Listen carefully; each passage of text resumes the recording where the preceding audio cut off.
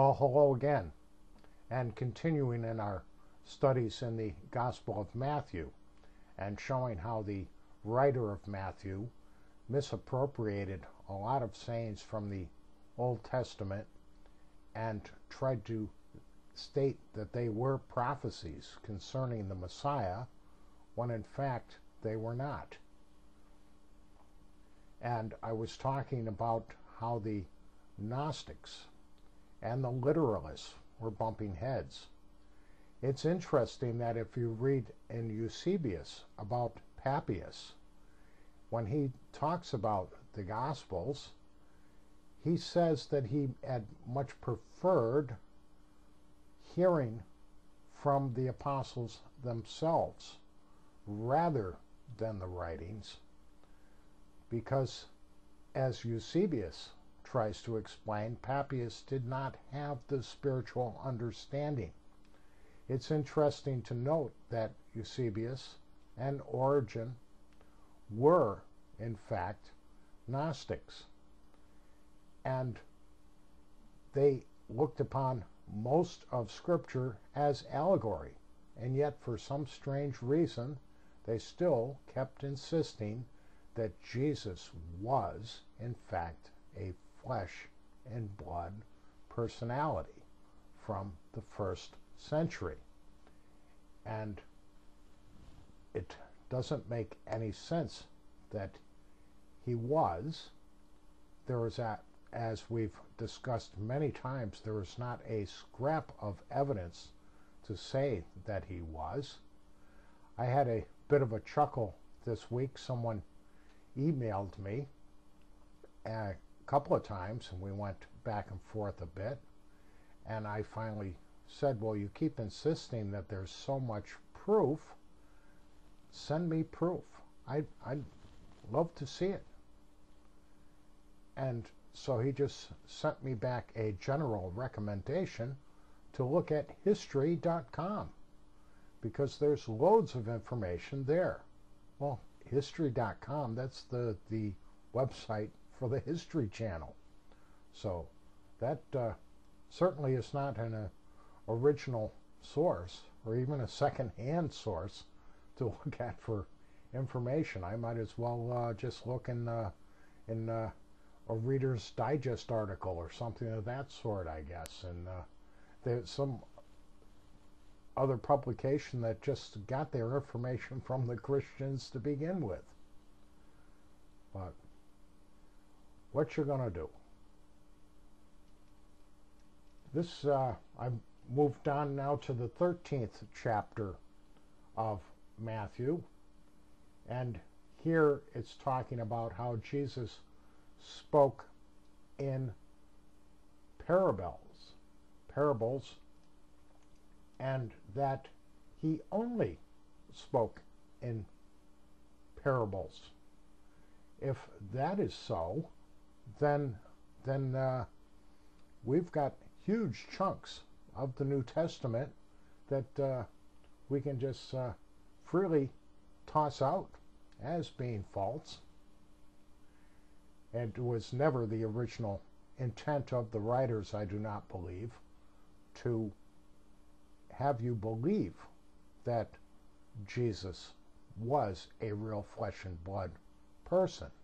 He was simply a composite character, and that character taught us things.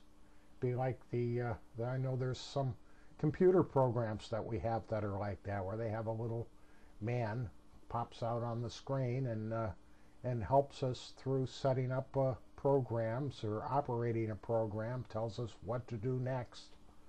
And that is, in actuality, what Jesus is, just a character that points to the truth in the Scriptures.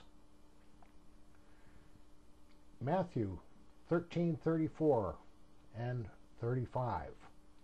All these things spake Jesus unto the multitude in parables, and without a parable spake he not unto them, that it might be fulfilled that was spoken by the prophet, saying, I will open my mouth in parables, and will utter things which have been kept secret from the foundation of the world. Well, that's not a correct quote, and as we've seen in other places how Matthew tries to take things out of context and he doesn't quite put down exactly what it said in the Old Testament. It turns out that this passage comes from Psalm 78, verses 2 and 3. So it was not written by a prophet per se to begin with.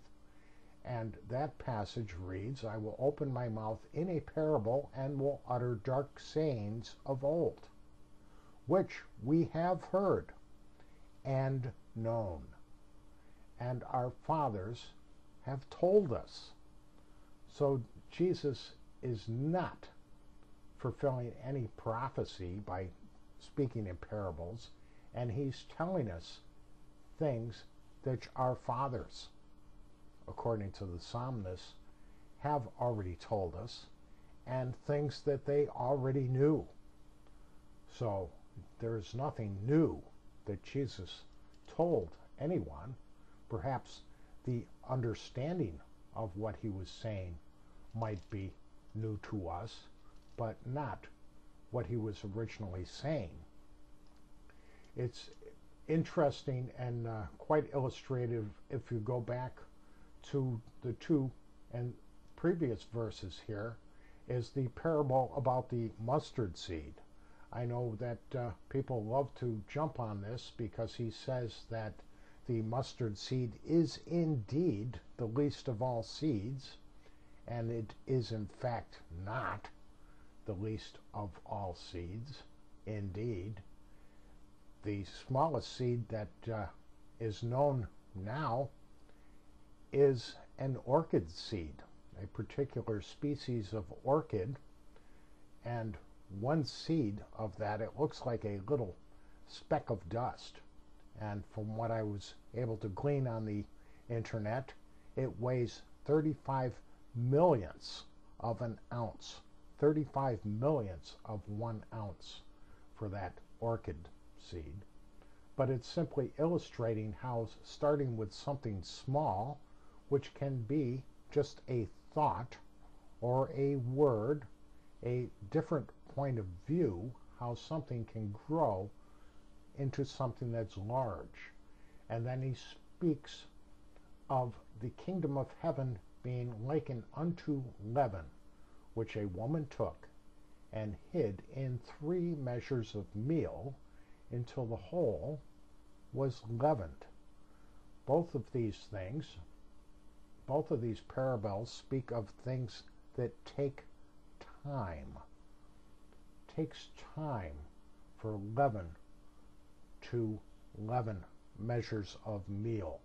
There have been all kinds of ridiculous stories that, oh, Jesus must have watched his mother baking and knew that she must use 3 measures of wheat when she was making bread, and all kinds of nonsense such as this has come out of this verse.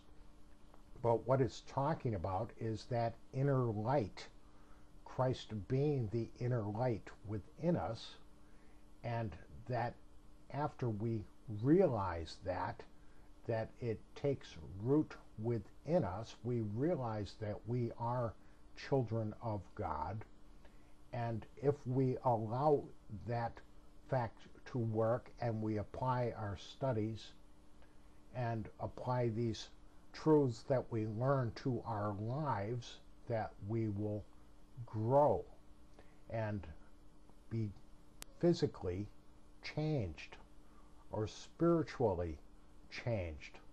Our attitudes, our outlook on life will be different if we apply these principles. It is just like you've probably heard the story of the sorcerer's stone changing lead into gold. Well, that in itself is a parable. It's not saying that it is possible to take a lump of lead and change it into gold. They're talking about a spiritual conversion within oneself.